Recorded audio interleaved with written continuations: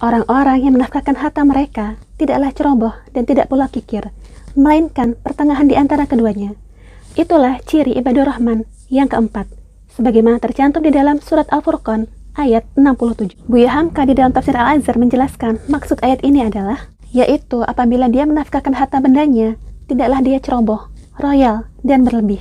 Tetapi tidak pula dia berlaku sebaliknya, bakhil atau kikir, melainkan dia berlaku sama tengah. Tidaklah ia royal, ceroboh hingga harta bendanya habis untuk hal yang tidak menentu, dan kurang memikirkan tentang masa depan. Dan tidak pula ia bakhil, karena bakhil adalah suatu penyakit. Dia menggunakan harta benda sebagai penjaga kehormatan, dan untuk dipergunakan sebagaimana mestinya, dan bukan untuk diperbudak oleh harta itu sendiri.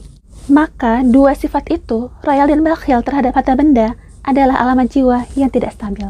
Hidup yang qawaman yang sama tengah antara royal dan bakhil tidak lain sebabnya adalah karena kecerdasan pikiran yang terlatih, memandang bahwa harta benda adalah semata-mata pemberian dari Allah yang harus dirasai nikmat pemakaiannya.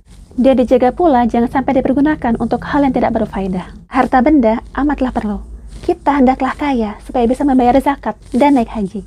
Sedang zakat dan haji adalah dua di antara 5 rukun Islam. Dan bila membaca urutan ayat, mulai bangun begadang di tengah malam, ayat 64, dan takut siksa neraka jahanam, ayat 65-66, disambung dengan larangan royal atau bakhil, maka tampaklah bahwa hamba-hamba Allah yang Maha Pemurah atau ibadah Rahman mempertalikan keteguhan batinnya di salat malam dengan usaha mencari harta benda untuk dinafkahkan. Satu dengan yang lainnya tidak terpisah.